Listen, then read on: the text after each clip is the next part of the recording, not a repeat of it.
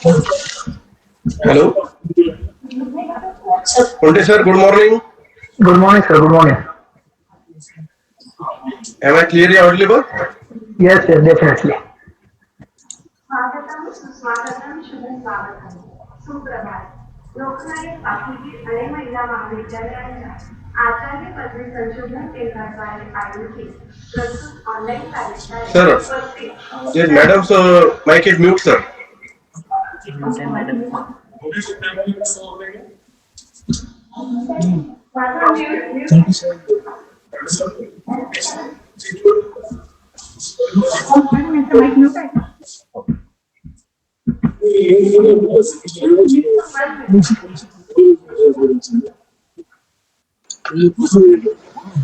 स्वागतम सुस्वागतम शुभ स्वागतम सुप्रभात लोकनायक बापूजी आणि महिला महाविद्यालयात आचार्य पदवी संशोधन केंद्राद्वारे आयोजित ऑनलाईन कार्यशाळेत उपस्थित तज्ञ मार्गदर्शक सन्माननीय प्राध्यापक डॉक्टर राजेश चंद्रवंशी सर, आमच्या महाविद्यालयाचे प्राचार्य डॉक्टर दुर्गेश कुंटे सर आणि आचार्य पदवी संशोधक विद्यार्थी आपल्या सर्वांचे मी राजश्री धर्माधिकारी IQAC समन्वयक हार्दिक स्वागत करते.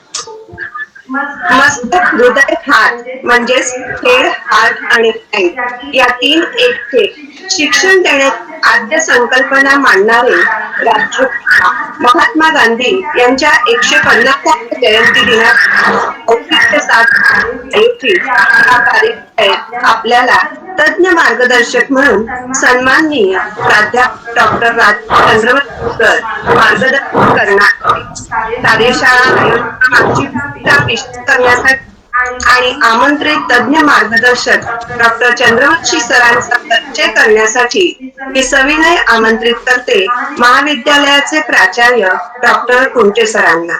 धन्यवाद. नमस्कार. आज 2 ऑक्टोबर राष्ट्रपिता महात्मा गांधी, आपले माजी पंतप्रधान लाल बहादूर शास्त्री या दोघांच्याही स्मृतींना विनम्र अभिवादन करतो. आमच्या संस्थेचे संस्थापक अध्यक्ष, ज्यांना समाजाने लोकनायक ही पदवी दिलेली होती, त्यांचे स्मृतीचे स्मरण करतो आणि आजच्या कार्यक्रमाच्या प्रास्ताविकाला सुरुवात करतो. रिसर्च मेथॉडॉलॉजी याचा हा दुसरी कार्यशाळा आमच्या या रिसर्च सेंटरद्वारे आयोजित केल्या जाते आहे. रिसर्च मेथॉडॉलॉजी हा विषय अभ्यासनाची गरज का आहे, तर आम्ही आचार्य पदवी मिळवण्यासाठी म्हणून जो रिसर्च करतो आहोत, तो करत असताना त्याचे काही तत्व असतात, त्याच्या काही मोरल व्हॅल्यूज असतात, त्याच्या काही एथिकल व्हॅल्यूज असतात. ह्या व्हॅल्यूजचं जतन गेल्या पाहिजे, कारण त्यासाठी अतिशय प्रयत्न आपल्याला करावे लागतात. काही डिपार्टमेंट्स मध्ये, काही फॅकल्टीज मध्ये त्यांना रिसर्च हा एक विषय असतो. त्याच्यामुळे फर्स्ट इयरला त्यांना रिसर्च मेथॉडॉलॉजी हा 100 मार्काचा विषय शिकवला जातो. दुसऱ्या वर्षी डिझर्टेशन असतं. पण बाकी जे विषय आहेत त्याच्यामध्ये हा विषय त्यांना अभ्यासाला नसतो. म्हणून हा रिसर्च मेथॉडॉलॉजी हा विषय पहिल्या अभ्यासाला जावा म्हणून हा 6 महिन्याचा एक कोर्सवर्क आता UGCने सुरू केलेला आहे.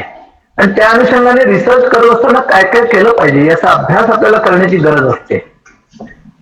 हे यासाठी गरजेचं आहे की आपला रिसर्च पूर्ण झाल्यानंतर मला स्वतःला कुठेतरी त्याचं समाधान मिळालं पाहिजे की मी जो रिसर्च केलेला आहे तो अतिशय व्हॅल्यूज जपून केलेला आहे, कुठेतरी प्रयत्नपूर्वक केलेला आहे, कुठेतरी मेहनत करून केलेला आहे, याचा आनंद आपल्याला प्राप्त व्हावा हा त्याच्या मागचा उद्देश आहे.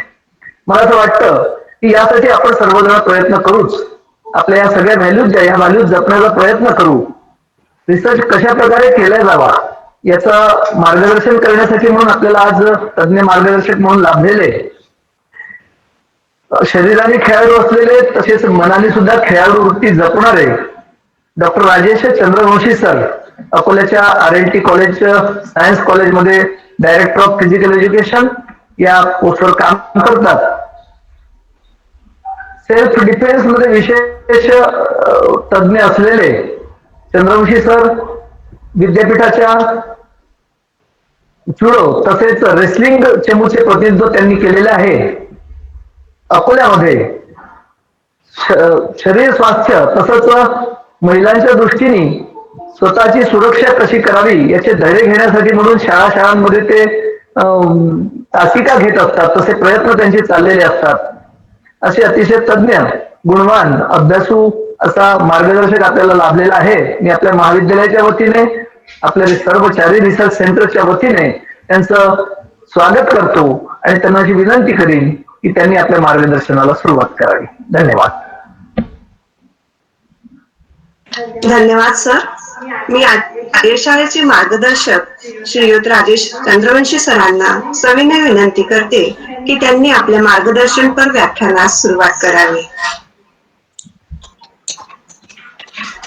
Am I audible? या सर. नमस्कार. राष्ट्रपिता महात्मा गांधी यांना जयंतीनिमित्त व माजी पंतप्रधान लालबहादूर शास्त्री यांच्या जयंतीनिमित्त विनम्र अभिवादन करतो. लोकनायक बापूजी अने महाविद्यालय यवतमाळ द्वारा आज ही जी रिसर्च मेथोडॉलॉजी किंवा संशोधनाचा आराखडा या विषयावर जी आपण कार्यशाळा आयोजित केली आहे, मी आपल्या उपक्रमाचे खूप खूप अभिनंदन करतो की आपण चांगला उपक्रम केलेला आहे. माझे मित्र डॉक्टर दुर्गेश कुंटे सर आणि इथे मी विद्यार्थी न म्हणता संशोधक म्हणे जे माझे मित्रच आहेत. आणि संशोधक हा लहानपणापासून तर वयाच्या शेवटपर्यंत हा संशोधन करतच राहतो. आपण आठवा, आज आपण जो रिसर्च मेथोडॉलॉजी हा जो विषय घेतला, असं ऐकल्याबरोबरच एक डोक्याला एक प्रकारचं टेन्शन येते. आता काहीतरी गांभीर्यपूर्ण स्लाइड येईल, असे मोठे मोठे विषय घेतले जातील किंवा मोठ्या मोठ्या स्लाइड दाखवल्या जातील. आपल्याला वाटतं हे तर आम्ही पुस्तकातूनही पाहतो, जॉन डब्ल्यू वेटचं पुस्तक वापरतो, माठे उमाटेचं पुस्तक वापरतो, सगळ्या गोष्टी तेच पीपीटीच्या माध्यमातून आपण प्रेझेंट करता. माझा थोडा दृष्टिकोन वेगळा आहे. मी प्लेयर आहे. प्लेयर असल्यामुळे आपला जो दृष्टिकोन आहे, खेळाडू दृष्टिकोन हा विस्तृत असला पाहिजे, व्यापक असला पाहिजे, प्रत्येक गोष्टीचा समावेशक असला पाहिजे. विशेषतः म्हणजे आपण जे काही करतो त्यामध्ये आपल्याला समाधान असलं पाहिजे. कोणते सरांनी आधीच आपल्याला सांगितलेलं आहे की आपण लोकांसाठी संशोधन करायला पाहिजे, आपल्यासाठी करायला नाही पाहिजे. आता नेमकं मग संशोधन म्हणजे काय व आपण संशोधन का करावे, त्याच्या मागचा उद्देश काय आहे, या गोष्टीची आपण या सेशन मध्ये उहापोह करणार आहे. तसेच खूप छोटे छोटे बारकावे असतात. खूप मोठे पुस्तकं वाचल्यानं चांगलं संशोधन होईल असं मी सांगणार नाही, पुस्तकं न वाचल्याने संशोधन असंही मी सांगणार नाही. हे व्यक्तिपरत्वे आपल्या अध्ययनावर अवलंबून असते. संशोधनासाठी अध्ययन हे आवश्यक आहे, परंतु जास्त अध्ययन केलं आणि संशोधनाचा विषय इतका विस्तृत आहे की जितकं आपण अध्ययन करत जाल त्यावेळेस असं वाटते की आता माझं चुकलं का पहिलेच, आता बरोबर आहे का, ह्या कंडिशन आपल्याला अप्लिकेबल होतात. याच्यात भरपूरशे विद्यार्थी असतील की ज्यांनी सिनॉप्सिस सबमिट केलं असेल, त्यांना त्याची कल्पना आली असेल सिनॉप्सिस सबमिशनच्या वेळेस, अरे माझं हे राहून गेलं, याच्यातलं हे चुकलं, हे आपण असं करायला पाहिजे नव्हतं. तर आपण आता आपल्या रिअल सेशनकडे वळूया. तर आपण 2-3 विषयावरती चर्चा करणार आहे. तर मी इथे माझी पीपीटी आपल्याशी शेअर करू इच्छितो. Okay sir? सर एक मिनिट, मी रिक्वेस्ट करतो सगळ्यांना कोणी पण प्रेझेंट करू नका. सेशनच्या मधामध्ये सेशन रेकॉर्ड होत आहे, so it's kindly request everyone not to present during the webinar. Okay okay sir, continue. करू sir start? Okay sir, thank you. दिसत आहे पीपीटी सर? हॅलो, येत आहे सर, येत आहे. आता जो मला विषय दिला होता तो होता संशोधन आराखडा. तर सगळ्यात पहिले आपण पाहूया की संशोधन म्हणजे काय. हा सगळ्यात सोपा एक प्रश्न आहे. संशोधन म्हणजे नेमके काय, की जे संशोधित झालेले आहे त्याच्यामध्ये अमेंडमेंट करणे म्हणजे संशोधन आहे का, किंवा काही नवीन विषय घेऊन त्याच्यातून काही आउटपुट काढणे हे संशोधन आहे का, किंवा संशोधनाच्या माध्यमातून आपल्याला काही इनोव्हेटिव्ह आयडिया येतात व त्या आयडियावर आपण कशा प्रकारे आपण समाज उपयोगी बनवू शकतो, याला आपण संशोधन म्हणू शकतो. तर संशोधन म्हटलं की काही प्रोसेस आहे संशोधनाची. आता उदाहरणार्थ आज जे मानवाने प्रगती केलेली आहे प्राचीन काळापासून आजपर्यंत, ही संशोधनाच्या माध्यमातूनच केलेली प्रगती आहे. संशोधनाशिवाय मानवाची प्रगती होऊ शकत नाही. संशोधन हे मानवाच्या जीवनाला लागलेलं एक प्रकारचं आशीर्वाद आहे किंवा एक प्रकारची साथ आहे की आपण प्रगतीसाठी संशोधनाचा उपयोग वारंवार करू शकतो. संशोधनाअंतर्गत आपण दैनंदिन जीवनातील घटना किंवा प्रयोग आणि इतर माहिती सुद्धा याच्यावर आपण विषय घेऊन संशोधन करू शकतो. आता एक सहजच विचारतो आपल्याला की आपण जेव्हा भ्रमणसाठी बाहेर गाव जातो तेव्हा आपण पाहतो की आपण उदाहरणार्थ समजा एखाद्या दिल्लीला गेलो तर आपण लगेच बाजूवाल्याला आपल्या लँग्वेज मध्ये विचारतो किंवा मला या ठिकाणी जायचं, जसं मला लाल किल्ला पाहायला जायचं तर आपण लगेच ऍड्रेस विचारतो, गाडीत बसतो, निघतो. परंतु तोच फॉरेनर त्याच्या हातात एक पुस्तक असते, तो पूर्ण पुस्तक रेफर करतो, इंटरनेटवर जातो, गुगल मॅपनं डिस्टन्स काढतो, ते डिस्टन्स काढून त्या टॅक्सीवाल्याला सांगतो, त्याचा रेट फिक्स करतो व तिथून तो पुढे जातो. म्हणजे त्यांनी हे जे काही केलेला आहे आपला प्रवास आपण विचारू शकलो म्हणून आपण लगेच पोहोचू शकतो. परंतु त्याला काहीच माहित नसताना संशोधनाच्या साह्याच्या माध्यमातून त्यानं आपलं जे ठिकाण लाल किल्ला तो गाठलेला आहे. तर संशोधन हे आपल्याला मदत करते. क्रिएटिव्ह प्रोसेस आहे संशोधन, एक प्रकारची डिझाईन आहे आणि ब्रेनला स्ट्रॉंग करण्यासाठी संशोधन उपयोगी असते. थिंकिंग त्याच्यामध्ये आलेलं आहे, इन्स्पिरेशन आलेलं आहे, व्हिजन आहे, आयडिया आहे, रिसर्च आहे. संशोधन करणे हे सोपे नाही, कारण आपण म्हणतो की आता पुष्कळच्या आता शैक्षणिक क्षेत्रामध्ये संशोधन याच्यासाठी आवश्यक झालेलं आहे की आपण 2020 नंतर 2021 नंतर जर आपल्याला जॉब ऑपॉर्च्युनिटीज पाहिजे सिनियर कॉलेजमध्ये किंवा युनिव्हर्सिटीमध्ये तर आपल्याला पीएचडी अनिवार्य आहे. आपल्या प्रमोशनसाठी कॅस अंतर्गत आपल्याला पीएचडी आवश्यक झालेली आहे. तर त्यामुळे लोक जॉबसाठी आणि कॅससाठी संशोधन करत असतात. परंतु विचार करा मित्रांनो की किती सारे थेसेस शोधगंगावर आहेत. खरोखरच हे थेसेस जर गव्हर्नमेंटनी जरी वापरले, त्याच्यातले जे आउटपुट आहे, निष्कर्ष जे आहे ते आपण जर हँडल केले आणि त्याच्यावर ते जर समाजावर इम्प्लिमेंटेशन केले तर निश्चितच त्याला फायदा होऊ शकतो. वास्ट संशोधन असण्यापेक्षा चांगले सुटसुटीत समाज उपयोगी व त्याच्यातून काहीतरी आउटपुट निघाल्यावर तो सर्वसामान्य व्यक्तीला लागू पडेल असे जर संशोधन असले तरच फायद्याचे असते. संशोधन का करावे? संशोधन करण्याचा मुख्य उद्देश काय आहे? संशोधन करताना आपण आधीच बोललेलो आहे की संशोधन हा उद्देश प्रेरित असला पाहिजे, संशोधन हा समाज उपयोगी असला पाहिजे, संशोधनातून निघालेले निष्कर्ष हे जवळपास सर्वमान्य असले पाहिजे आणि संशोधनातून प्राप्त झालेल्या निष्कर्षाच्या आधारावर आपण मानवी जीवाची प्रगती केली पाहिजे. आता सध्या कोविड-19 मुळे आपण पाहता की कोविड म्हणजे कोरोना व्हायरससाठी लस ही शोधणं पूर्ण जगामध्ये संशोधन चालू आहे. कुठं प्रथम स्टेज आहे, कुठं सेकंड स्टेज आहे, कुठं थर्ड स्टेज आहे.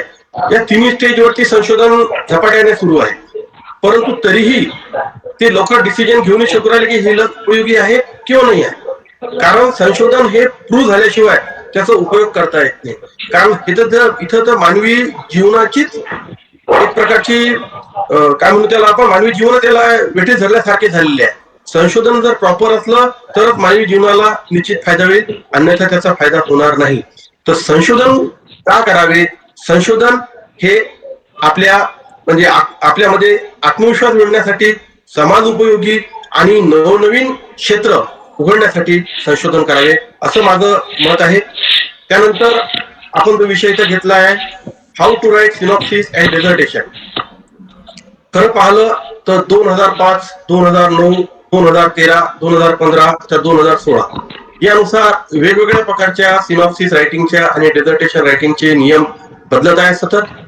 आणि सिनॉप्सिस प्रस्तुतीकरणाकडे सादरीकरणाकरिता जो आराखडा आहे तो सध्या म्हणजे 2016च्या GR मध्ये असं दिलेलं नाही स्पष्ट, परंतु 2005च्या GR मध्ये तो आहे. त्यानुरूप आपण संशोधनाची जो फ्रंट पेज पासून जे पूर्ण सिस्टम आपण घेतलेलं आहे त्याच्यामध्ये.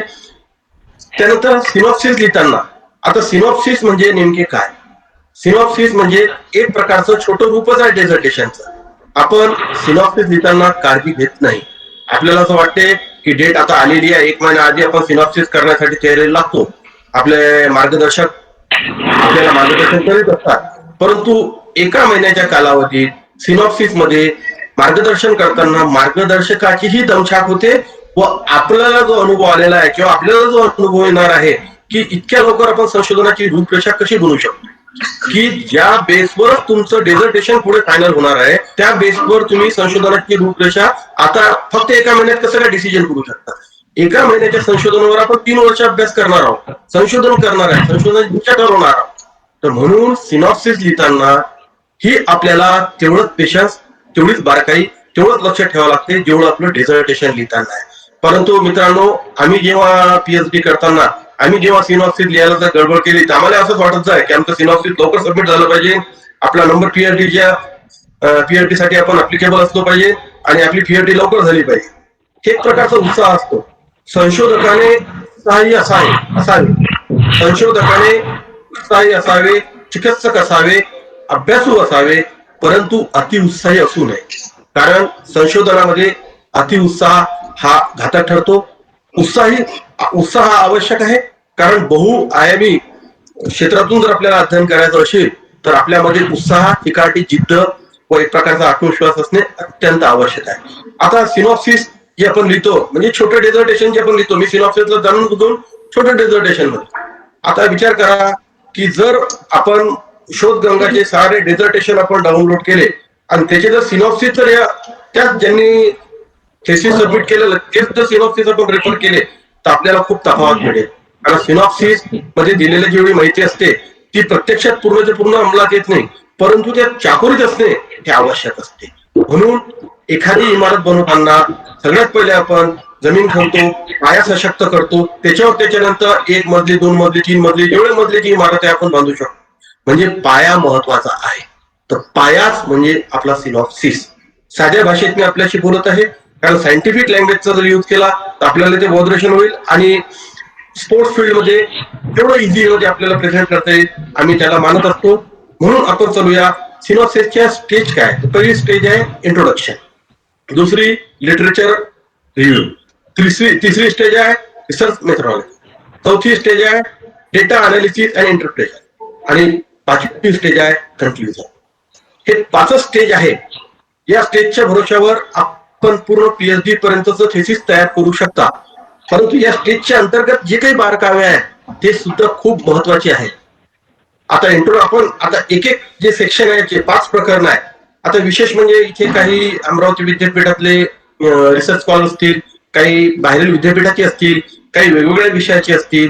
तर इथे मी मित्रांनो नमूद करू इच्छितो की विद्यापीठ वाईज आणि काही प्रमाणात विषय वाईज सिनॉप्सिसची जी रूपरेषा आहे ती मागं पुढे असू शकते. काही शब्द हे सुद्धा वेगवेगळे असू शकतात एरिया वाईज. कुठे गृहीतके म्हणजे परिकल्पना म्हणतो आपण, परिकल्पना म्हणतो, काही गृहीतके म्हणतात, काही गृहीतकृत्य म्हणतात आणि इंग्लिशमध्ये त्याला सगळेजण हे हायपोथेसिस म्हणतात. असे 3-4 शब्द वेगवेगळे व्हेरिएशन येऊ शकतात. तर हे व्हेरिएशन्स असल्यामुळे इथे मी जे आपल्याला प्रस्तुत करत आहे तो संत गाडगेबाबा अमरावती विद्यापीठांच्या अंतर्गत सर्वसामान्य विषयातले जे रूप अप्लाय करतात सिनॉप्सिस म्हणून त्या पद्धतीने मी आपल्याची इथे विद्युत करत आहे. चला वळूया, पहिलं प्रकरण पाहूया, इंट्रोडक्शन.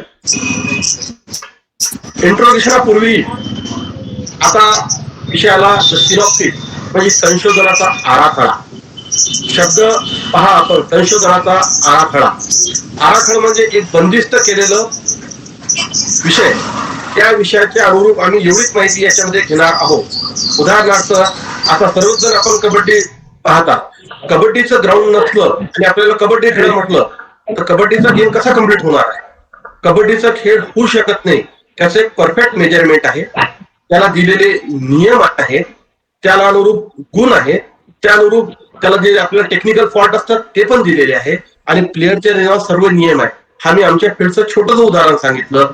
आराखडा म्हणजे एक प्रकारचं आपण बनवलेलं चाकोरीबद्ध विषयाला न्याय मिळवून देण्याच्या दृष्टिकोनातून केलेलं छोटं डेझर्टेशन आहे. आराखड्याचे महत्व काय.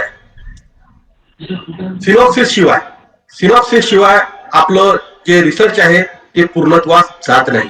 कारण आराखड्याचं महत्व इतकं महत्वाचं आहे की आराखड्यामध्ये आपण जे जे नमूद करतो ते प्रत्यक्षात आपल्याला पीएचडी थेसिसच्या वेळेस एक मार्गदर्शक म्हणून किंवा पथदर्शक म्हणून आपल्याला सहाय्यक असते. कारण वारंवार आपण जर का फक्त थेसिसचाच विचार करलो, संशोधन करत बसलो, नेमकं आपण आराखडा काय केला याच्यावर लक्ष नाही दिलं तर मला वाटते निश्चितच आपलं संशोधन हे काही प्रमाणात म्हणजे वेगळ्या विषयावर जाण्याची शक्यता असू शकते. एक मला विशेष सांगावं असं वाटते की आपण वारंवार विषय वाचत राहावा.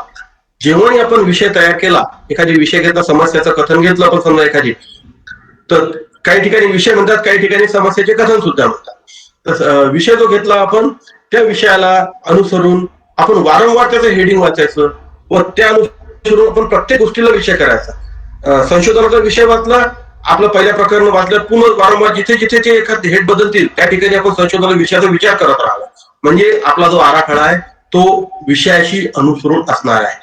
संशोधन अर्थपूर्ण यशस्वी करण्यास सहाय्यक असते, कारण आपण पूर्व केलेला अभ्यास, आपण बनवलेला सशक्त पाया हा जर बळकट असला, अभ्यासू असला आणि सहज निश्चितच संशोधन यशस्वी होऊ शकते. आराखडा निर्मितीच्या वेळी घ्यावयाची काळजी. आपल्याला काही ठिकाणी असं वाटते की 40 पेज 50 पेजचा आराखडा पाहिजे, काही ठिकाणी वाटते की 20 पेजचा आराखडा पाहिजे, काही ठिकाणी म्हणतात की तुम्ही रिव्ह्यू ऑफ लिटरेचर 20-25 50च्या वर घ्या, प्रस्तावना 20 पानाची असली पाहिजे. आता कसं आहे की हे विषयान्वये मार्गदर्शकाच्या विचारसरणीनुसार बदलत असते, परंतु इथे एक ढोबळमानाने मी असं नमूद करू इच्छितो की जास्तीत जास्त 20 ते 25 पानाचा आराखडा हा सोशल सायन्स साठी आवश्यक आहे. सायन्स या विषयासाठी हा कमी जास्त असू शकतो. तसेच जर आपण अजून इंजिनिअरिंग मेडिकल लाईनचे जर विषय घेतले त्याच्याकरिताही याची जी साईज आहे, सिनॉप्सिसच्या पेजेसची साईज आहे ती कमी जास्त होऊ शकते. आराखडा निर्मितीच्या वेळेस आपण एक लक्ष द्यायचं आहे की जितक्या कमी शब्दात आणि 2 अर्थ असणारे वाक्य टाळावे.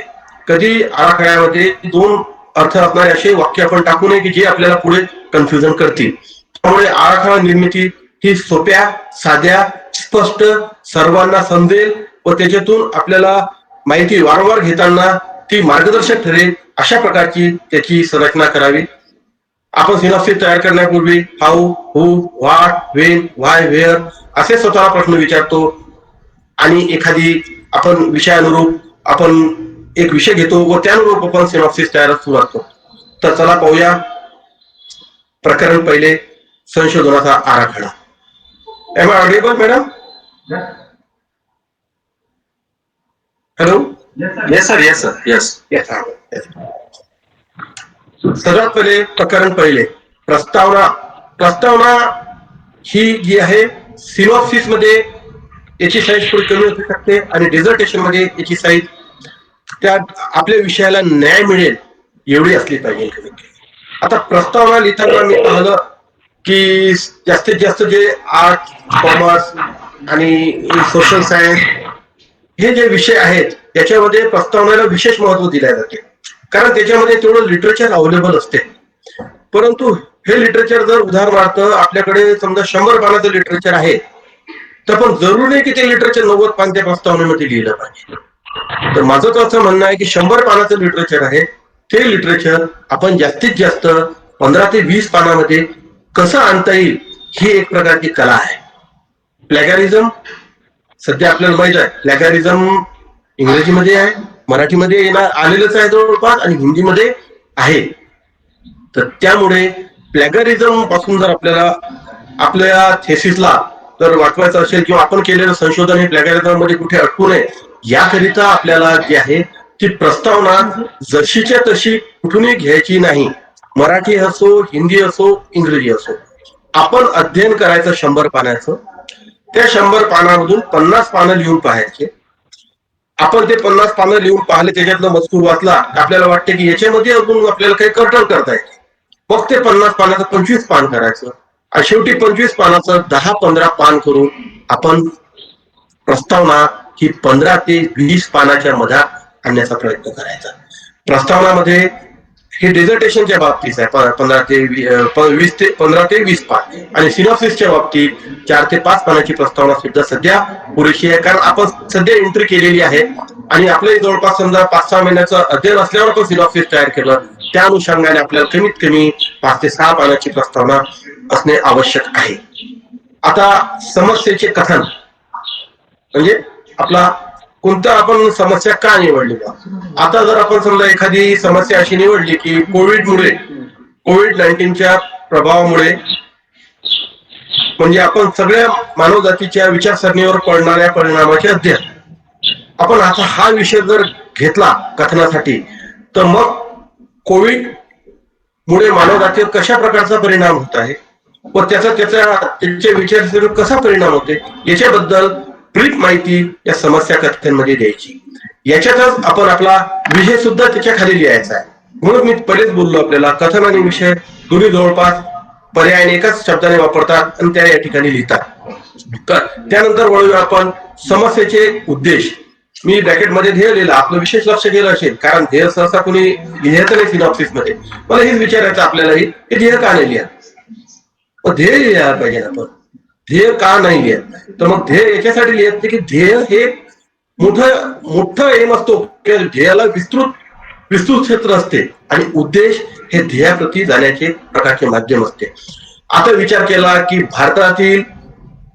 भारतातील लोकसंख्येवर म्हणजे जनसंख्येवर कोविडच्या प्रभावाचे अध्ययन हे शक्यच होणार नाही. एवढा मोठा जर ध्येय ठेवला तर आपण शक्य होणार नाही. पण उद्देश आपण असे करू शकतो की भारतातील विविध जिल्ह्यातील मानवजातीवर कोविड-19 प्रभावाचे अध्ययन आपण असं त्याला डिवाइड करू शकतो. मग झाल्यास आपण एक थिसिस करू शकतो. उद्देश छोटे असतात म्हणून उद्देश लिहितात. आता उद्देश जे आहे ते कसे लिहावे. समस्या जर आपण घेतली की अमरावती परिक्षेत्रातील जनसंख्येवर कोविडच्या परिणामाचे अध्ययन हा विषय जर आपण घेतला तर उद्देश काय राहतील की आपल्याला असं याच्यातून उद्देश आपण ठरवला पाहिजे की कोविडचा याच्यातून नकारात्मक प्रभाव आढळेल किंवा असू शकेल अशा आपल्याला याच्यातून माहिती प्राप्त होईल. उद्देश हे ठरवायचे असतात की आपण हे स्टडी कशासाठी करत आहे.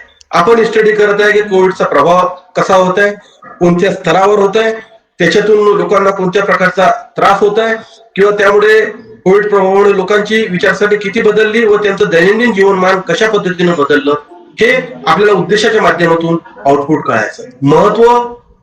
याचं महत्व असं आहे की यामधून आपल्याला हे माहिती मिळेल की यामुळे किती टक्के लोकांवर प्रभाव पडलेला आहे, त्यांची स्थिती कशी आहे, ते कोणत्या पद्धतीनं कोविडला फेस करत आहेत, त्यांना कोणत्या प्रकारच्या मदतीची आवश्यकता आहे. अशा प्रकारचं आपण याच्यावरती एक रिसर्च म्हणजे महत्व त्याच्यातून रिसर्च मधून आपण महत्व त्याच्यातून क्रिएट करू शकतो. परिकल्पना म्हणजे हायपोथेसिस ही स्पष्ट असावी. शून्य परिकल्पना जर आपण केली तर निश्चितच ती आपल्याला स्टॅटिकल प्रूव्ह करता येते. परिकल्पना म्हणजे काय की मी ठरवलं की आपण एक जनरल ठरवत असतो असं की असं होईल. जर समजा उदाहरणार्थ आपण एखाद्या गावाला गेलो आणि तिथे असं वाटलं आपल्याला की त्या गावाला गेल्यावरती आपल्याला आपले मित्र भेटतील, हे असं आपले विचार आपण केलेला आहे की मी ज्या गावात राहतो त्या गावात मी जर परत गेलो तुम्हाला मित्र भेटतील, हे आपल्याला सकारात्मक झाले. परंतु मित्र भेटले नाही तर आपली परिकल्पना बुडली.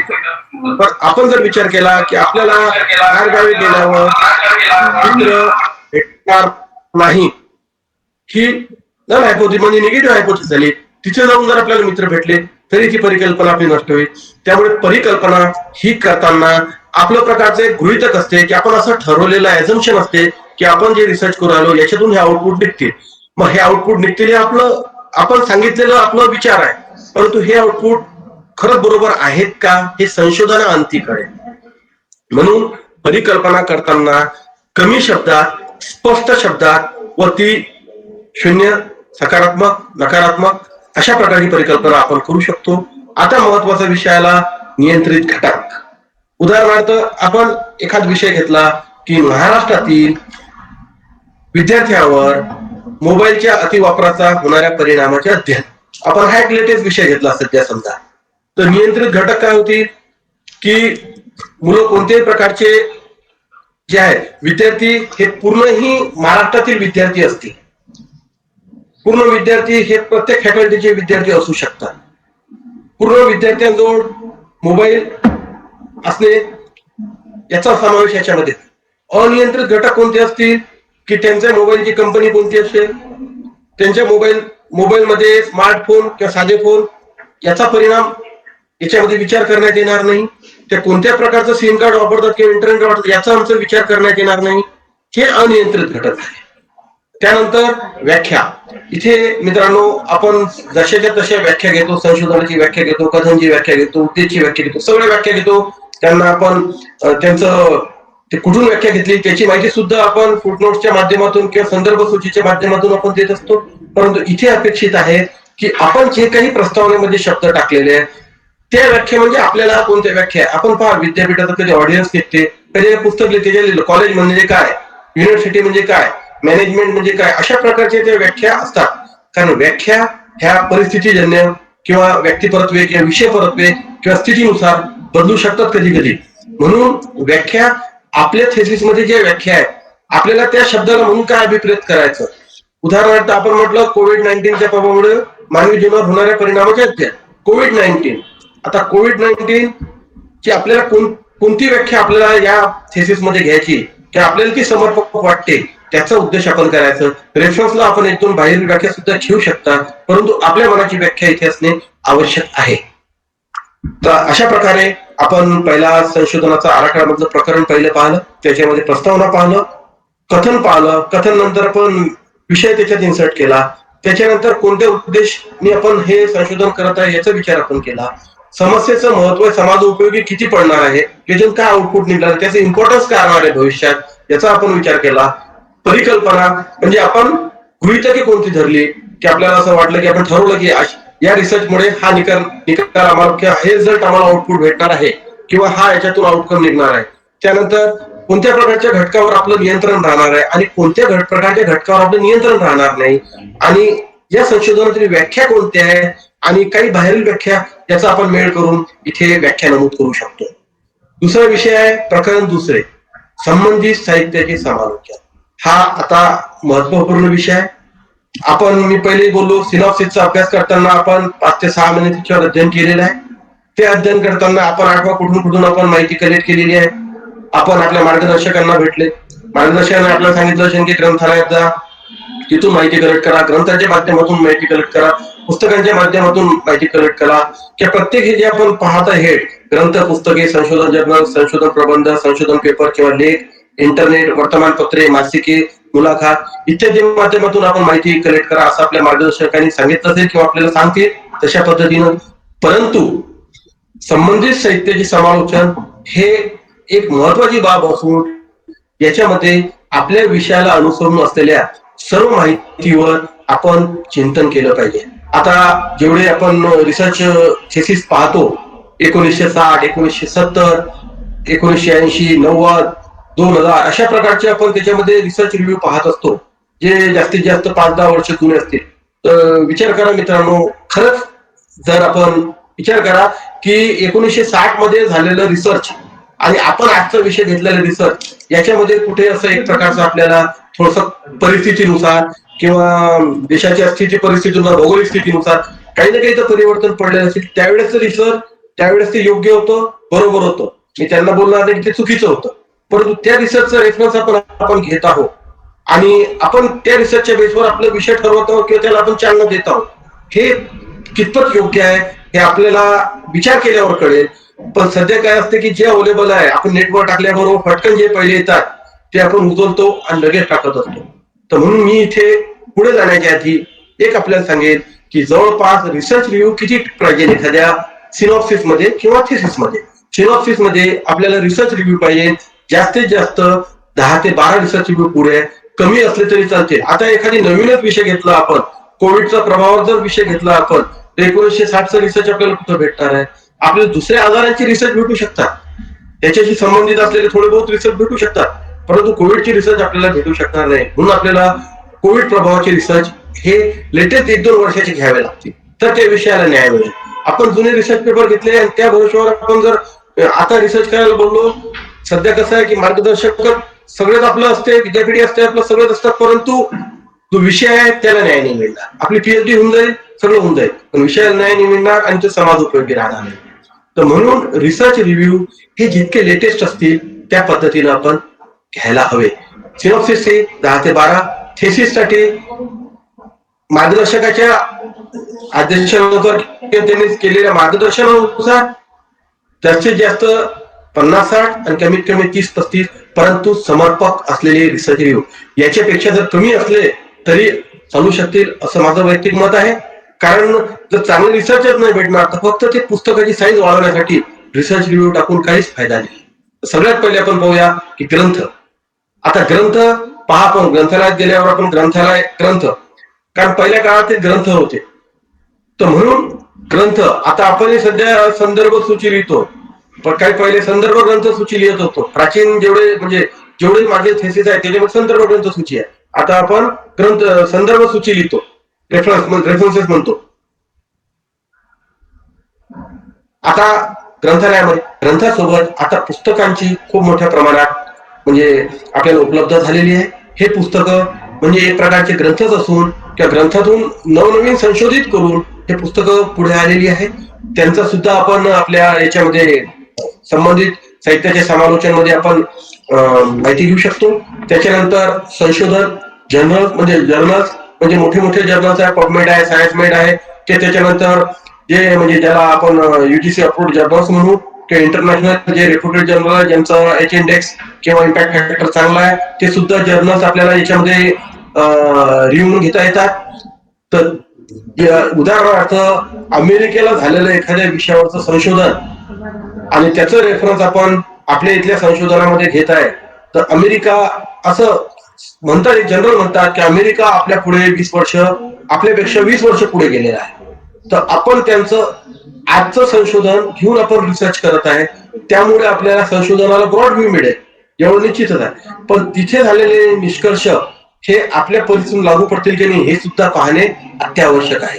कारण अमेरिकेचं केलेलं रिसर्च लेटेस्टचं आणि आपलं आजचं लेटेस्टचं रिसर्च हे जरी थोडं मॅच करत असेल, परंतु तिथलं रिसर्च हे आपल्याला लागू पडेल हे असं होणार नाही. कारण ते 20 वर्ष पुढे आपण अजून थोडंसं रिसर्चच्या बाबतीत खूप मागे आहे.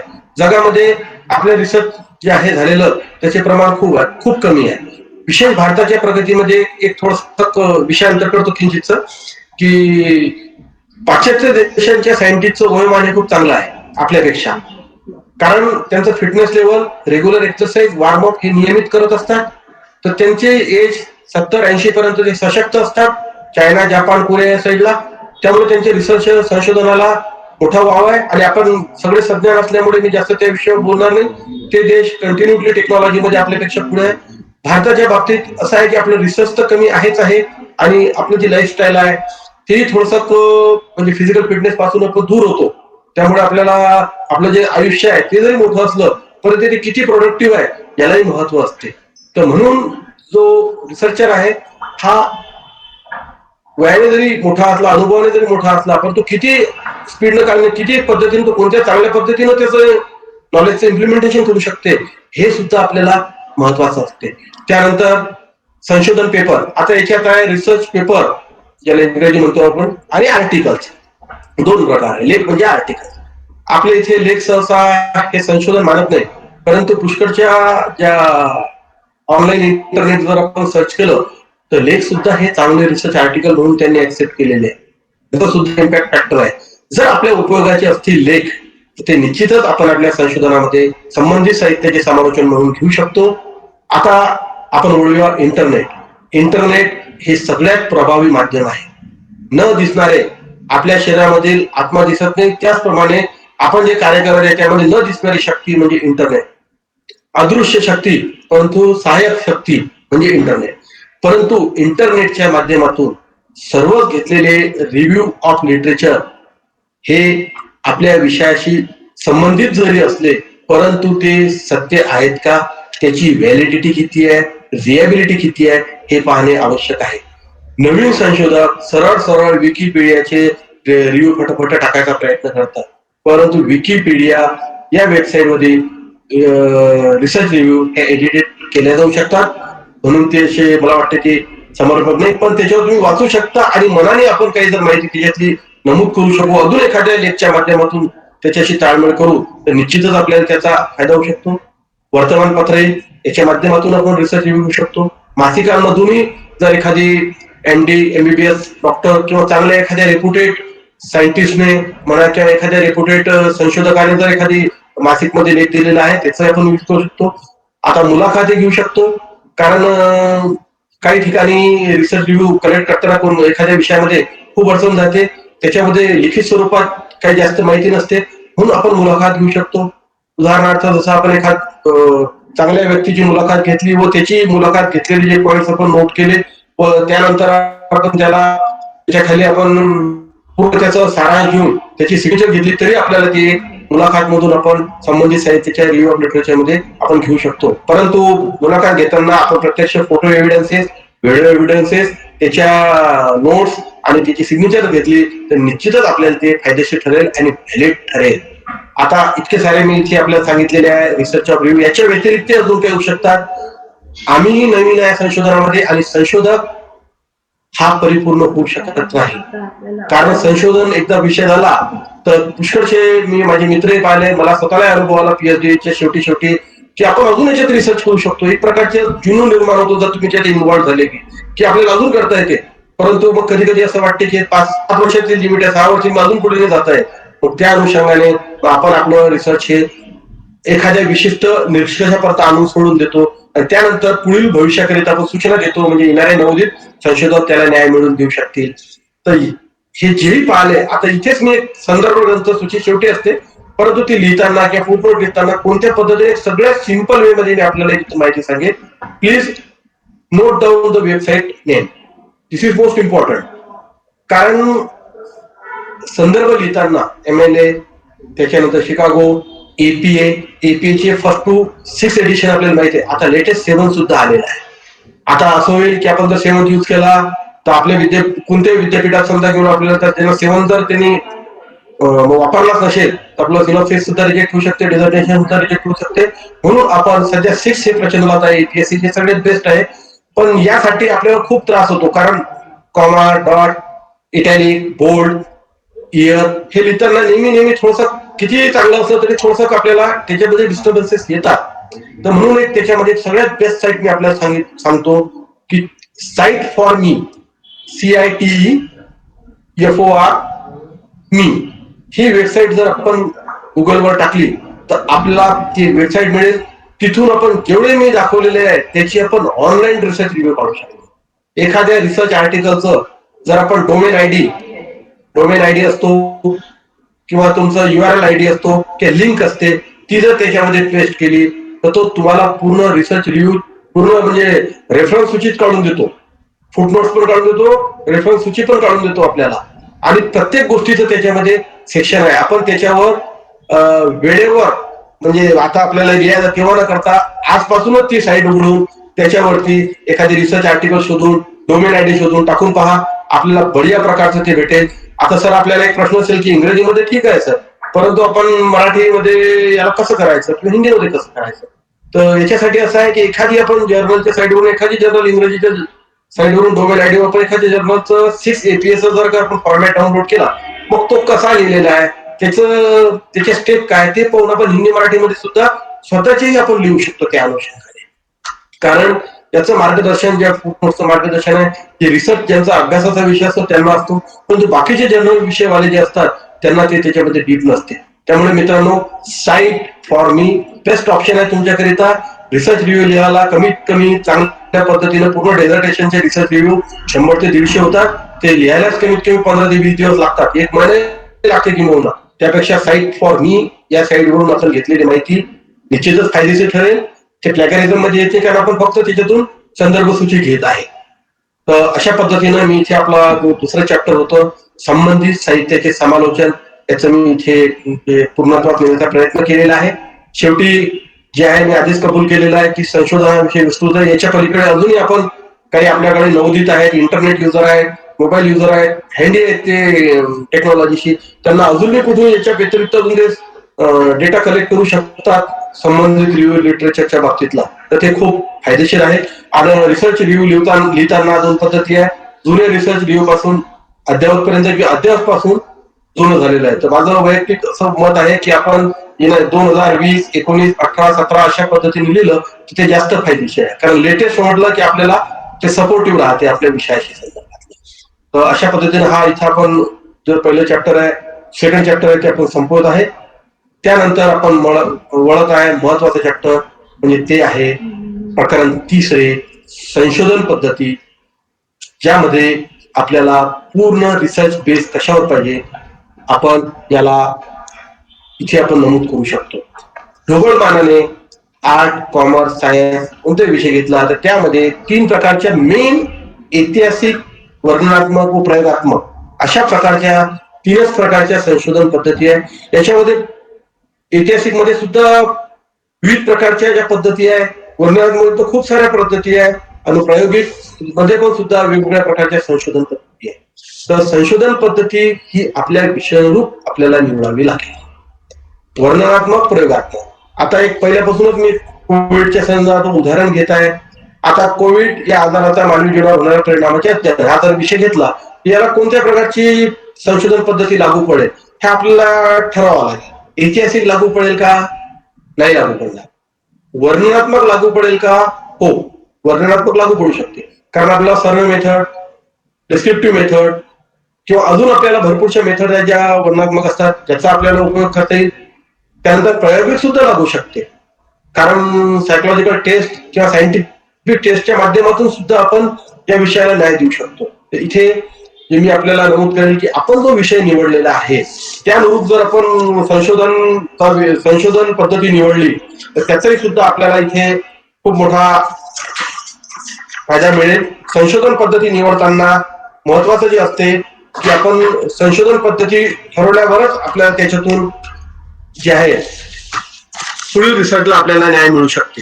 उदाहरणार्थ आपण जो विषय घेतलेला आहे त्याकरिता आपण घेऊया संशोधन वर्णनात्मक संशोधन पद्धती आपण उपयोगात घेऊया. मग त्याकरिता संशोधनासाठी नमुना निवड. ऐतिहासिक संशोधनाच्या बाबतीत, वर्णनात्मक संशोधनाच्या बाबतीत व प्रायोगिक संशोधनाच्या बाबतीत नमुना निवड ही वेगवेगळी पद्धतीची असते. ऐतिहासिक संशोधन म्हणजे झालेल्या घटना किंवा प्राचीन घटना याच्यावर आधारित असलेले संशोधन असते. इथे आपण माहिती संकलित करताना किंवा संशोधन पद्धती लावताना आपल्याला दुय्यम साधने जास्त प्राप्त होतात. प्राथमिक स्वरूपाची साधनं आपण प्राथमिक स्त्रोत प्राप्त होते, दुय्यम स्त्रोत आपल्याला इथे प्राप्त होतात. कारण प्रत्यक्ष नसताना आपण एव्हिडन्सेसच्या आधारावर एखाद्या वस्तूचा किंवा एखाद्या गोष्टीचा आपण तिथे विचार करत असतो. उदाहरणार्थ मी स्पोर्ट्सची असल्यामुळे तिथले उदाहरण मला हॅबिच्युअल असते, त्यामुळे अभ्यासाच्या अंतर्गत की प्राचीन म्हणजे ऑलिम्पिक मध्ये मागच्या जागतिक स्पर्धेमध्ये भारताला हॉकी मध्ये खूप सारे गोल्ड पदक प्राप्त झालेले आहेत त्या काळात, म्हणजे 1944 पासून समजा 80-85च्या काळामध्ये समजा. पण सध्या भारताला पदक नाही आहे. हे एक प्रकारचं ऐतिहासिक संशोधन आहे. त्या काळात जर आपण विचार केला की इतके सारे गोल्ड मेडल आपल्याला भेटले, त्याचं कारण काय? आपल्याला म्हणजे ऐतिहासिक संशोधनानंतर आपण या प्रश्नाचं उत्तर विचारू शकतो की प्राचीन भारताला गोल्ड मेडल का भेटले बा इतके सारे हॉकीमध्ये, परंतु सध्या का नाहीये. मग त्यावेळेसची परिस्थिती कशी असेल याची माहिती आपल्याला काढावी लागेल. तर त्यावेळेस ती माहिती काढताना आपल्याला विचार करावा लागेल की त्यावेळेस खेळाडू आजच्या खेळाडूंपेक्षा किती म्हणजे खेळाडूंची सराव स्थिती कशी होती, त्यांना प्रशिक्षण कसं देत होतं, त्यांचं जीवनमान कसं होतं, त्यांचा आहार कसा होता, त्यावेळेस पर्यावरणाचं मानवी जीवनावर काय परिणाम होत होता, किंवा ते खेळाडू फक्त खेळाचाच विचार करायचे का, या सगळ्या गोष्टीची आपल्याला इतंभूत माहिती त्या काळातली ऐतिहासिक संशोधनाची काढावी लागेल. आता त्याच्यातले जर काही प्लेयर असतील तर त्या प्लेयरकडून आपण जाऊन प्रत्यक्ष माहिती संकलित करू शकतो, तर ती प्राथमिक स्वरूपाची. परंतु वेबसाईटवरील हॉकी फेडरेशन ऑफ इंडियाच्या वेबसाईटवरून किंवा ऑलिम्पिक इंडियाच्या वेबसाईटवरून किंवा ऑलिम्पिक स्पर्धेच्या वेबसाईटवरून किंवा लेख प्राचीन झालेले एखादे पॉम्पलेट याच्यावरून आपण त्यांची माहिती प्राप्त करू शकतो. ही दुय्यम स्त्रोत जरी असलं परंतु ऐतिहासिक संशोधनामध्ये याचं महत्व खूप जास्त आहे. म्हणून ऐतिहासिक संशोधनामध्ये दुय्यम स्त्रोत हे प्राथमिक स्त्रोतच्या पहिले येतात. कारण प्राचीन आपले कोण काय आणि जर कोणी असलं तर उत्तम केस स्टडी सुद्धा दोन्ही प्रकारे मोडल्या जाऊ शकते. प्राथमिक ऐतिहासिक पण येऊ शकते आणि काहीशी वर्णनात्मक सुद्धा येऊ शकते. अशा पद्धतीनं आपण ऐतिहासिक संशोधनाचा विचार केलेला आहे. वर्णनात्मक संशोधन या संशोधनाचे जवळपास खूप प्रकार आहेत. जनसंख्या म्हणजे सर्वेक्षण पद्धती येते, याच्यामध्ये आपलं विद्यालय सर्वेक्षण येते. शिक्षण क्षेत्रात सगळ्यात जास्त प्रचलित असलेली जी पद्धती आहे ती वर्णनात्मक संशोधन आहे. वर्णनात्मक संशोधनाच्या माध्यमातून आपल्याला लेटेस्ट विषय परिस्थिती याचं प्राथमिक स्त्रोतच्या माध्यमातून ते जास्त डेटा कलेक्शन करता येते व त्याच्यातून अद्ययावत निष्कर्ष आपल्याला आणि याच्यामध्ये सर्व मेथडचा मॅक्सिमम यूज होतो आणि या सर्व मेथड मधून आपल्याला जो डेटा आलेला आहे हा आपण स्टोर करून त्याच्यातून आपण अनालिसिस करून लेटेस्ट रिझल्ट आपण याच्यातून आणत असतो. त्यानंतर आपण प्रायोगिक रिसर्च हे म्हणजे विशेष करून विज्ञान क्षेत्राशी संबंधित असलेल्या लोकांकरिता उपयोगाचे आहे. फिजिकल एज्युकेशन साठी सुद्धा हे महत्वाचे आहे. प्रायोगिक रिसर्च मध्ये 2 group, control unit, uncontrol unit अशा प्रकारचे 2 युनिट असू शकतात. दोघांचे पॅरामीटर्स एक असू शकतात आणि त्यांच्यावर प्रयोग जर केला आपण तर एखाद्या ए समूहाला नियंत्रित समूहावर काय परिणाम होतो आणि अनियंत्रित समूहावर काय परिणाम होतो त्याचा आपण प्रयोगाच्या माध्यमातून आपण निष्कर्ष काढू शकतो. विज्ञान क्षेत्राच्या बाबतीत प्रायोगिक संशोधन हे अत्यंत महत्वाचे आहे आणि याच्या निष्कर्षाच्या आधारावर मानवी जीवन वर्णनात्मक संशोधन हे मानवी जीवनाची सद्यस्थिती व त्याला होणारे अनुरूप बदल, या अनुरूप भविष्यातील उपाययोजना व त्याचे विकासात्मक जे टप्पे असतील त्याचे निष्कर्ष करण्याकरिता संशोधन महत्वाचे आहे. त्यानंतर संशोधनासाठी नमुना निवड कशी करायची. आता एकच विषय आपण पकडूया, त्यालाच आपण इलॅबरेट करत राहूया. म्हणजे वारंवार विषय बदलले तर आपल्याला कन्फ्युजन नको म्हणून तो विषय मी घेत आहे. कोविड प्रभावामुळे मानवी जीवनावर होणाऱ्या परिणामाचे अध्ययन. तर मानवी जीवन म्हणजे कोणते मानवी जीवन, सगळ्यात पहिला प्रश्न हा आहे. तर मग जगात जेवढे लोक आहेत ते सगळे मानवी जीवन आहे. पण कोविड जिथे जिथे आहे तिथे मानवी जीवनावर परिणाम होत असतील. तर COVID-19 ज्या देशात आहे असे जितके देशांची जर यादी काढली आणि त्याचे जर आपण लोकसंख्या जर घेतली, जनसंख्या घेतली तर त्याचा जवळपास म्हणा की इतका मोठा डेटा आहे की ते आपण ते रिसर्च पूर्णत्वास नेणे आपल्याकडे शक्य होणार नाही. म्हणून नमुना निवड कशी करायची हा महत्वाचा असतो. तर जागतिक स्तरावर आपण संशोधन नाही करू शकत. आता आपण या खंडामध्ये, आशिया खंडावर आपण नाही करू शकत. भारताच्या संपूर्ण याचा आपण रिसर्च एका वेळेस नाही करू शकत. 6 वर्षामध्ये आपण नाही करू शकत रिसर्च. त्यामुळे मग कसं करता येईल, मग असं विचार करू भारताचा नाही तर आपण महाराष्ट्राचा करू. महाराष्ट्रामध्ये कोविड प्रभावांची संख्या खूप जास्त आहे. मग आता पुन्हा आपण विदर्भाचा विचार केला तर आज आमच्या अकोल्यामध्येच जवळपास 6-7 हजार जे आहेत पेशंट आहेत. अशी जर डिस्ट्रिक्ट वाईज जर केलं जवळपास महाराष्ट्रातली जर ही विदर्भातली जरी संख्या केली तरी लाखोच्या घरात जाते. तर मग म्हणजे कोणावर प्रभाव नाही हे तेच झाल्यावर कळते. त्यामुळे आपलं संशोधन हे म्हणजे याला मान्यता मिळणार नाही. म्हणून कोविड प्रभावामध्ये एखाद्या अध्ययनाचा विषय घेताना त्याला म्हणजे आपल्याला असं म्हणावं लागेल की विदर्भातील ज्यांना कोरोनाची लागवण झाली अशा मानवावर होणाऱ्या परिणामाचे अध्ययन याचा आपण अभ्यास करू शकतो. म्हणजे आपल्याकडे जेवढे पॉझिटिव्ह आलेले आहेत कोरोनाचे पेशंट ते एक लिमिटेड संख्या झाली, आपण त्याच्यावर करू शकतो. आता ती संख्या जर 1 लाख असली तर आपण त्या 1 लाख लोकांपर्यंत पोहोचू शकत नाही. मग नमुना निवड करताना आपल्याला त्याला डिवाइड करावं लागेल. कशामध्ये, वेगवेगळ्या ग्रुपमध्ये. अमरावती, यवतमाळ, अकोला, बुलढाणा, वाशिम. मग या जिल्ह्यामध्ये किती आहेत. अमरावतीमध्ये समजा आपण सरळ पकडू 20-20 हजार प्रत्येक ठिकाणी आहे असं एक उदाहरणार्थ पकडलेला. मग याचे सॅम्पल किती घ्यायचे. मग तुम्ही म्हणता सर आपले मार्गदर्शक चांगले आहेत, त्यांनी आम्हाला सांगितलं की सर आम्ही 1000 सॅम्पलवरच करून घेतो. तर 1 लाख मध्ये 1000 सॅम्पल म्हणजे आपल्याला संयुक्तिक वाटते का. 1 लाख लोकांमधून आपण 1000 जर सॅम्पल कलेक्ट केले आणि त्याच्यावर आपण समजा अनालिसिस केलं तर आपल्याला योग्य वाटते का. नाही वाटणार आपल्याला योग्य. मग किती पाहिजे, तर कमीत कमी 10% पाहिजे. 10% 10,000. एकदम जो संशोधक असते म्हणतो आपण संशोधनच करायचं नाही सर, आम्ही गाईड बदलतो, लगेच आम्ही गाईड बदलण्यासाठी तयार होतो. परंतु जर आपल्या संशोधन समाज उपयोगी करायचं असलं तर कमीत कमी 10%, 20% हे आपल्या संशोधनाला न्याय मिळेल अशा स्वरूपात मार्गदर्शकच्या सल्ल्याने आपल्याला ते निवडावे लागतील. तर आपण 20-20 हजार डिवाइड केले, मग त्याचे समजा आपण 10,000% घेतले तर 2-2 हजार म्हणजे आपल्याकडे झाले 10,000 रुपये झाले. मग याचं सर्वे. अजून एक प्रश्न निर्माण झाला याचे, तर 20,000च का बा सगळीकडे. अमरावतीला 20 असू शकतात, यवतमाळला 15 असू शकतात, अकोल्यात 25 असू शकतात किंवा अजून व्हेरिएशन्स आहेत त्याच्यामध्ये. मग आपल्याला दुसऱ्या पद्धतीने मेथडमध्ये ऍज पर देअर पर्सेंटेज म्हणजे 20,000ला इतके, 15,000ला इतके असं सुद्धा आपल्याला डेटा कलेक्ट करता येऊ शकतो. तर त्यामुळे आपल्याला जी नमुना निवड आहे ही आपली नमुना निवड आपण रॅन्डम पद्धतीने करू शकतो आणि क्लस्टर पद्धतीने करू शकतो आणि समूह पद्धतीने सुद्धा आपण करू शकतो किंवा एखाद्या निवड गटावर सुद्धा करू शकतो. अशा पद्धतीने आपण नमुना निवड करून त्याच्यातून जे ऑथेंटिक डेटा आहे तो कलेक्ट करायचा आणि त्या डेटावरती आपला जो स्टॅटिकल अनालिसिस नंतर जो निष्कर्ष निघेल तो निश्चितच समाजोपयोगी राहील व त्याला मान्यता सुद्धा मिळेल.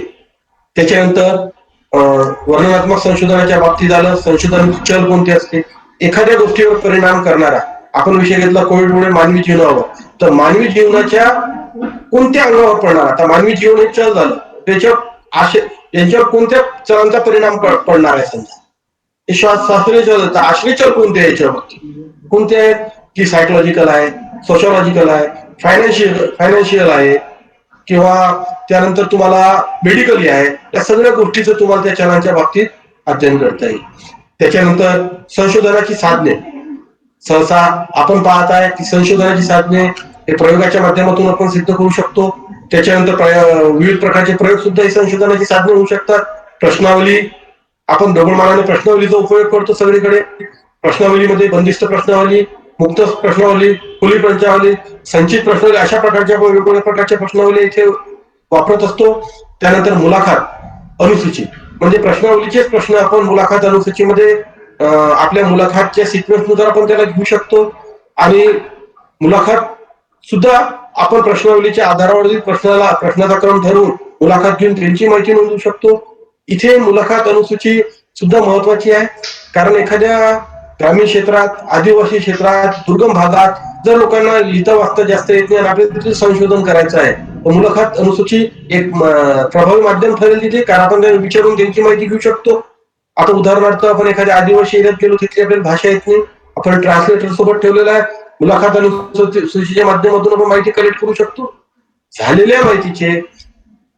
त्याच्यानंतर संशोधनाची साधने ही प्रश्नावली झाल्यावरती मग आपण उदाहरणार्थ आपण विचार केला की प्रश्नावली घेतली, मुलाखत अनुसूची घेतली किंवा मुलाखत घेतली, त्याच्यानंतर निरीक्षण घेतलं, त्याच्यानंतर आपण टिपणे घेतले, वेगवेगळ्या प्रकारचे आपल्याकडे भरपूरसे जे आहेत ते सोर्सेस आहे की ज्याच्या माध्यमातून आपण डेटा कलेक्ट करू शकतो.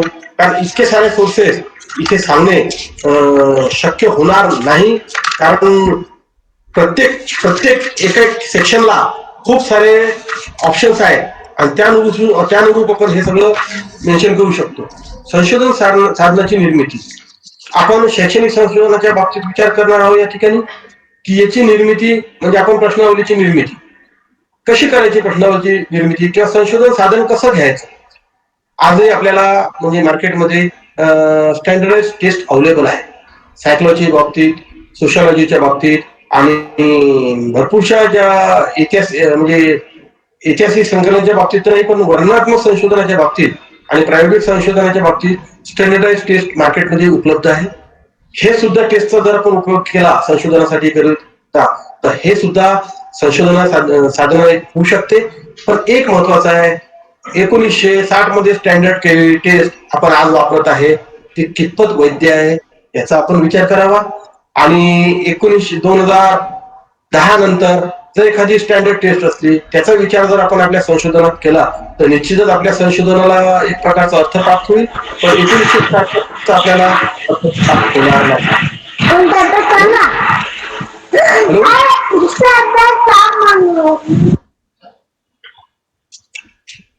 Hello, am I Audible?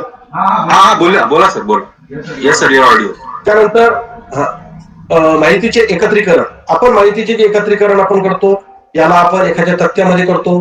त्याचं नंतर स्टॅटिकल अनालिसिस करण्यासाठी त्याला आपण एक तक्ता, द्वितक्ते किंवा बहुगुणी तक्त्यामध्ये त्याचं आपण एकत्रीकरण करतो. एक्सेल शीटच्या माध्यमातून पण एकत्रीकरण करतो. पूर्ण माहिती प्रश्नावलीच्या माध्यमातून प्राप्त झालेली, मुलाखत अनुसूचीच्या माध्यमातून प्राप्त झालेली माहिती याचं आपण आपल्याला संशोधनाकरिता निर्माण केलेल्या टप्प्यानुसार पण त्याचं एकत्रीकरण करत असतो.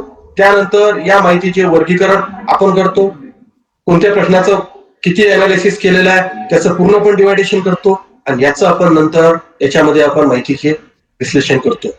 तर अशा पद्धतीनं माहितीचं विश्लेषण इथे मी स्पष्ट आपल्याला सांगेन की आपण जे काही शिक्षण घेतलेलं आहे याच्यामध्ये एमकॉम चे जर असतील त्यांना रिसर्च मेथडॉलॉजीची माहिती असू शकते, एखादी ऑप्शनल सब्जेक्ट आर्ट्स वाल्यांना असू शकतो, फिजिकल एज्युकेशन वाल्यांना असू शकतो, परंतु स्टॅटिकल अनालिसिससाठी स्टॅटिस्टिक्स याचं नॉलेज असणे आवश्यक आहे. तर मित्रांनो, नेमकी गंमत इथंच होते. आपण काय करतो, विषय आपण निवडतो आणि विषयानुरूप आपण गृहीतके म्हणजे परिकल्पना किंवा गृहीतकृत्य आपण हायपोथेसिस आपण निर्माण करतो. पण त्याला प्रूव्ह करण्यासाठी आपण प्रश्नावली बनवतो. पण सगळं डेटा कलेक्ट झाल्यावर मग आपण कन्सल्ट करतो स्टॅटिकल अनालिसिस करण्यासाठी एखाद्या एक्सपर्टची मदत घेतो. तर मी इथे एक नमूद करेन की जेही पर्यवेक्षक आहे, म्हणजे माझ्या बाबतीत तुम्ही सांगेन की मला स्टॅटिस्टिक हा फक्त बीकॉम पर्यंत होता. त्यानंतर स्टॅटिक्सचा माझा संबंध राहिला नाही.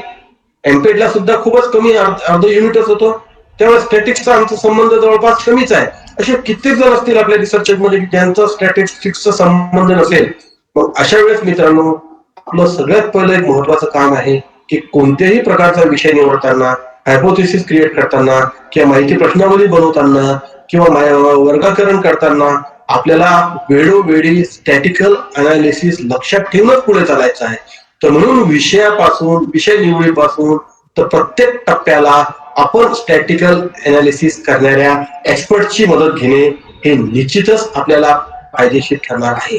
त्यानंतर त्याच्याकडूनच आपण माहितीचं जे वर्गीकरण केल्यावर, माहितीचं वर्गीकरण झाल्यावरती त्याच्यातून आपण जे जे गृहीतके निर्माण केलेली, गृहीतके 1 असू शकतात, 2 असू शकतात, 3, 5 असू शकतात, ते आपल्या विषयाशी अनुरूप असलेल्या आपल्या विचारसरणीवर व आपण ठरवलेल्या विषयाशी अनुसरून ते असतात. गृहीतके हे आपण ठरवायचे असतात व त्याला स्टॅटिकल थ्रू प्रूव्ह करायचं असते. तर अशा पद्धतीनं आपण इथे प्रकरण 3 पाहिले. यामध्ये आपण संशोधन पद्धती, ऐतिहासिक, वर्णनात्मक प्रयोग पाहिले. याच्या पोट पद्धती आपण पाहिलेल्या नाही, फक्त काही जे लिमिटेड त्या पाहिलेल्या आहेत. त्यानंतर संशोधनासाठी नमुना निवड कसं करतात, कशा पद्धतीनं आपण जनसंख्या ठरवायची आणि न्याय मिळून जाणं हे पाहिलेलं आहे. संशोधनात चल पाहिलेले आहेत. संशोधनाची साधने कोणती कोणती असू शकतात. संशोधन साधनाची निर्मिती करताना एक इथे राहिलं प्रश्नावलीची जी व्हॅलिडिटी आहे. आपण स्टँडर्ड आपल्याला बरोबर आहे, परंतु सेगमेंट ही क्वेश्चन बनवताना कोणकोणत्या काळजी. सर्वात पहिले रिसर्च ऑफ रिव्ह्यूचा जर अभ्यास केला, प्रश्नावली बनवण्याच्या आधी रिसर्च ऑफ रिव्ह्यूचा जर पुन्हा अभ्यास केला तर निश्चितच त्या प्रश्नावली, कारण लेटेस्ट झालेलं हे आपल्याला या प्रश्नावलीमध्ये समाविष्ट करून आपल्या संशोधनाला पुढील टप्प्यावर नेण्यात येऊ शकते किंवा त्याच्यातून माहिती काढता येते. एखादी प्रश्नावली बनवली म्हणजे ती ओके आहे, आपण होत नाही. मी 2000 रिसर्च रिव्ह्यू प्रश्नावली बनवली म्हणजे संपलं, तसं नाही. आपण प्राथमिक स्वरूपाची प्रश्नावली बनवायची, ती आपल्या संशोधक मार्गदर्शकाला दाखवायची, त्यांनी दिलेल्या पुन्हा त्याच्यामध्ये अमेंडमेंट करायचं, पुन्हा आपल्या मार्गदर्शकाला दाखवायचं. त्याच्यानंतर मार्गदर्शकावरती 50% सर्टिफाईड होते, कारण मार्गदर्शक ही परिपूर्ण नसतात. तो विषय नवीन असतो, अभ्यास म्हणजे रिसर्च रिव्ह्यू घेऊन अद्ययावत करायचा असतो त्याला. म्हणून काय करायचं की 50% व्हेरीफाईड झालेली प्रश्नावली आपण त्या क्षेत्रातील तज्ञ व्यक्तीकडे द्यायची, त्यांच्याकडून ती प्रश्नावली भरून घ्यायची. तज्ञ व्यक्तीकडून, त्या क्षेत्रातल्या व्यक्तीकडून किंवा सर्वसामान्य व्यक्तीकडून ती प्रश्नावली भरून घ्यायची आणि त्यांनी सुचवलेल्या सूचना त्या लक्षात घ्यायचं की हा आम्हाला प्रश्न समजला नाही, याचं आम्ही हे प्रश्नाचं उत्तर दिल्यास आम्ही असमर्थ आहोत, किंवा आम्हाला या प्रश्नाच्या ऐवजी असा जर प्रश्न विचारला असता तर उत्तर देऊ शकलो असतो, किंवा प्रश्नाचा क्रम बदललेला आहे, त्या प्रश्नाची भाषाच बरोबर नाही, तुम्ही प्रश्न जो विचारला तो द्विअर्थी प्रश्न आहे, किंवा या प्रश्नाचा या विषयाशी संबंधच मला वाटत नाही. अशा पद्धतीच्या ज्या काही तुम्हाला तज्ञ मार्गदर्शक, क्षेत्रातील व्यक्ती किंवा सर्वसामान्य व्यक्तीकडून आलेल्या सूचना आहेत, त्याचं एक टिप्पणी लिहायचं पूर्ण, ते अमेंडमेंट आपल्या याच्यात करायचे, पुन्हा आपल्या मार्गदर्शकाला कंडिशन दाखवायच्या, आलेल्या सूचना व केलेलं चेंज मार्गदर्शकचे सर्टिफिकेट करून आपल्याला पुन्हा देतील. त्यानंतर एकदा पुन्हा तज्ञ मार्गदर्शकाकडे त्याच प्रोसेस म्हणून जायचं आणि त्याच्यामध्ये जर काही करेक्शन्स असतील तर ते करेक्शन पुन्हा व्हेरीफाईड करायचे आणि त्यानंतर त्या प्रश्नावलीला आपण याच्यासाठी उपयोगात आणू शकतो, संशोधनासाठी उपयोगात आणू शकतो.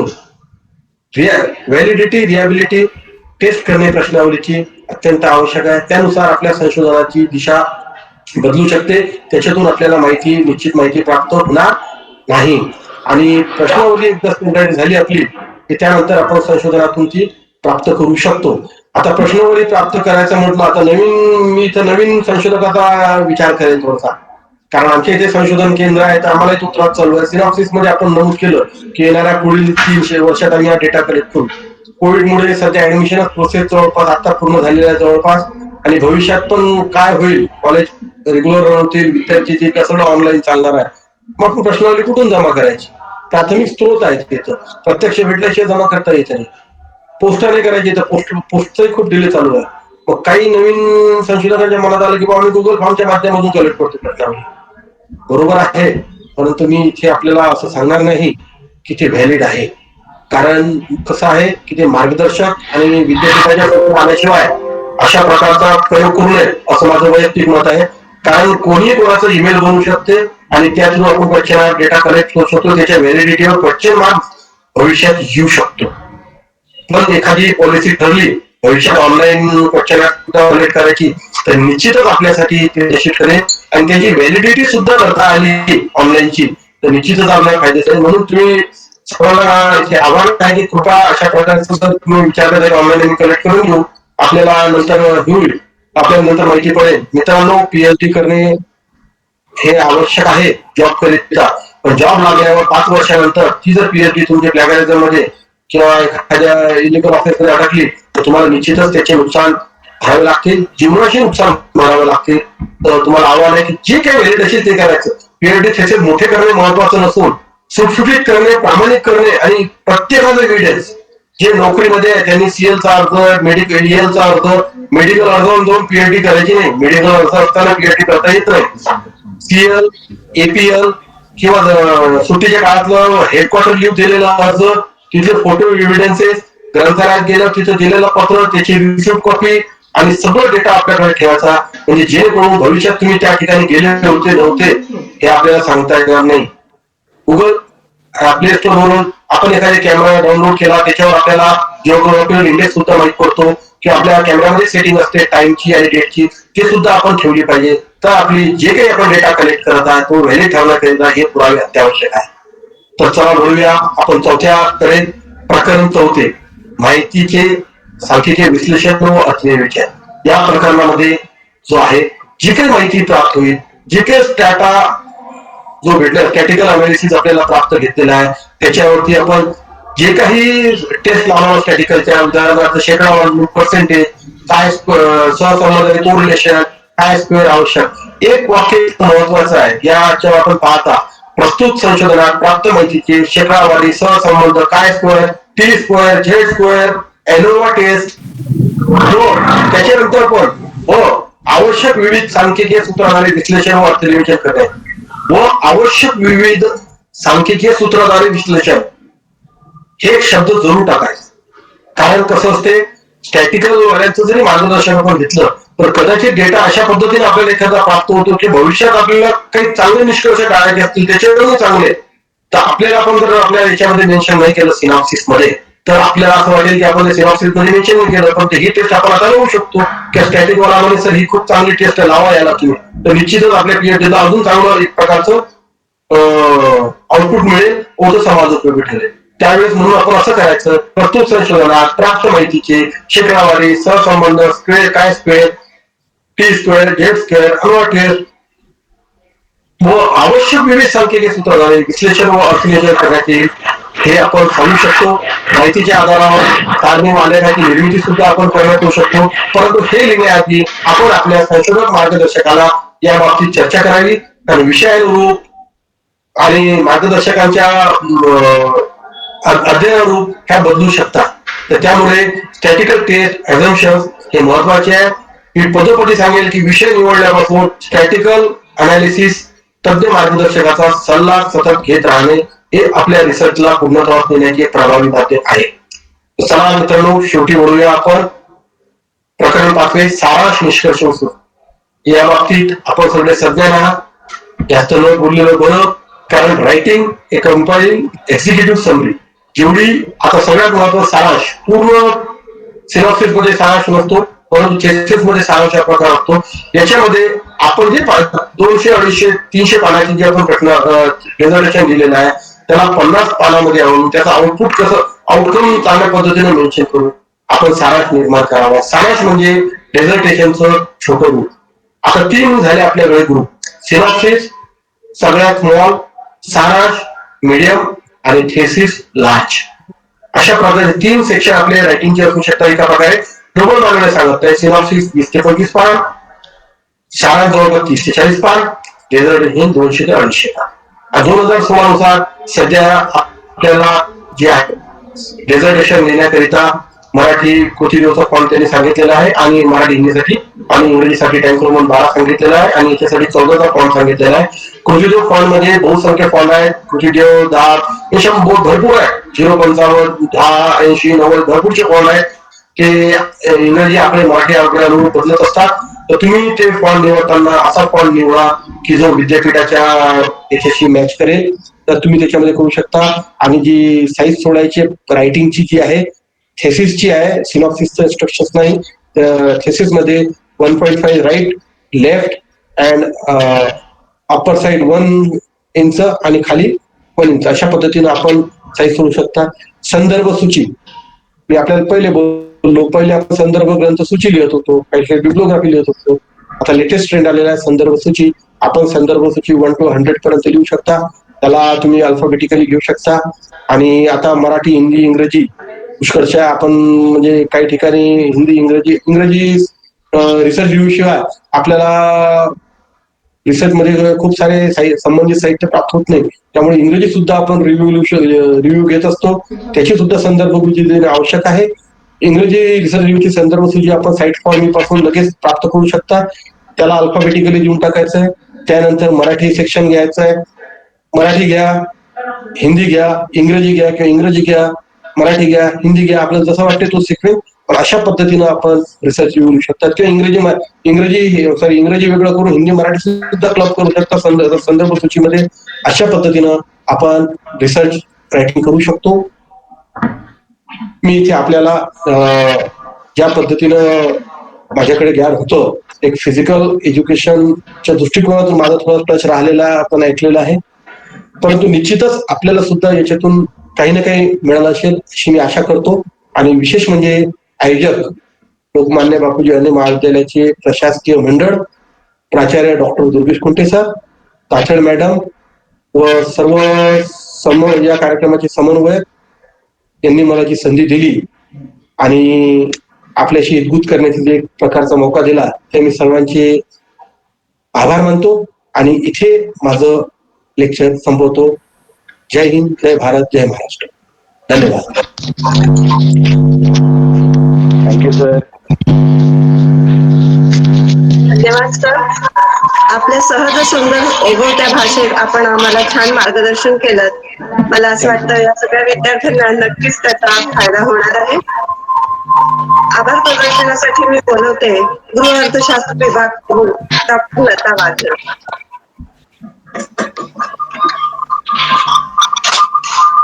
धन्यवाद मॅडम. सर्वप्रथम आजच्या कार्यशाळेला उपस्थित असलेल्या सर्व सहभागी प्राध्यापक आणि संशोधक विद्यार्थ्यांचे मी स्वागत करते आणि सगळ्यांना नमस्कार करते. आजच्या कार्यशाळेला सर्वप्रथम एज्युकेशन सोसायटीचे सन्माननीय अध्यक्ष माननीय पांडे सरांनी आम्हाला प्रेरणा दिली आणि ते वारंवार आम्हाला या सगळ्या उपक्रमांसाठी प्रेरणा देत असतात. असे आमचे आदरणीय पांडे सर यांचे मी सर्वप्रथम आभार मानते. त्याचप्रमाणे महाविद्यालयाचे सन्माननीय प्राचार्य डॉक्टर कुंटे सर यांनी आजचे कार्यशाळेचे अध्यक्षपद स्वीकारले आणि त्याचप्रमाणे आम्हाला ही कार्यशाळा आयोजित करण्याबद्दलची परवानगी दिली. त्याबद्दल मी त्यांचे मनापासून आभार मानते. त्यानंतर आजच्या कार्यक्रमाचे मुख्य मार्गदर्शक सन्माननीय माननीय श्री डॉक्टर चंद्रवंशी सरांनी आम्हाला संशोधनासारखा क्लिष्ट विषय अगदी साध्या आणि सुपाच्य, मी वचनाला सुलभ असं म्हणेल, सुपाच्य शब्दांमध्ये आम्हाला सांगितला. प्रत्येक प्रकरण त्यांनी आम्हाला सविस्तर सांगितले. आम्हाला विद्यार्थ्यांना, संशोधक विद्यार्थ्यांना भविष्यामध्ये काय अडचणी येऊ शकतात त्यांनी काय करायला पाहिजे, काय नाही करायला पाहिजे याबाबतच्या अगदी मार्गदर्शनासाठी अगदी महत्वपूर्ण अशा सूचना त्यांनी आम्हाला दिल्या. आणि संशोधनासारखा क्लिष्ट विषय अगदी एखादा छान असा सुंदर असा पदार्थ ती कृती सांगावी त्या पद्धतीने अगदी ओघवत्या शब्दांमध्ये त्यांनी आम्हाला सांगितलं. त्याबद्दल मी सरांचे मनापासून आभार मानते. त्याचप्रमाणे या कार्यशाळेला ज्यांनी सहभाग दिला त्यांच्याशिवाय आमची ही कार्यशाळा यशस्वी होऊ शकली नसती असे आमचे संशोधक विद्यार्थी आणि प्राध्यापक यांनी आम्हाला भरभरून या कार्यशाळेला प्रतिसाद दिला. त्याबद्दल मी सर्वांचे मनापासून आभार मानते. या कार्यशाळेला IQAC समन्वयक डॉक्टर धर्माधिकारी मॅडम यांनी आम्हाला अगदी एका शब्दावर काय म्हणतात त्यांनी तयारी दाखवली आणि आम्हाला या कार्यशाळेला आयोजनासाठी मदत केली. त्याबद्दल मी त्यांचेही आभार मानते. सरते शेवटी या कार्यशाळेच्या आयोजनात मला ही आभार प्रदर्शनाची संधी उपलब्ध करून दिली त्याबद्दल संशोधन समितीचे माझ्या सर्व मैत्रिणी doctor Tatya madam, doctor Khadke madam, doctor Deshpande madam आणि या वेबिनारच्या आयोजनासाठी ज्यांनी आम्हाला टेक्निकल मदत केली, कारण टेक्निकल जर मदत त्यांची झाली नसती तर आम्ही कदाचित या कार्यशाळेला भेटूच शकलो नसतो, असे वगारे सर आणि त्याचप्रमाणे या सगळे जे सन्माननीय सगळे प्राध्यापक वर्ग आहे आणि ज्यांनी आम्हाला कळत न कळत या कार्यशाळेसाठी ज्यांनी मदत केली कुंटे सरांचं मी पुन्हा आभार मानते की त्यांनी आम्हाला एका शब्दामध्ये इतका चांगला वक्ता आम्हाला मिळवून दिला, इतके चांगले मार्गदर्शक आम्हाला मिळवून दिले. त्याबद्दल मी सर्वांचे कळत न कळत ज्यांनी या कार्यशाळेला मदत केली आहे त्या सर्वांचे मी मनापासून धन्यवाद मानते आणि या ठिकाणी थांबते. जय हिंद, जय भारत.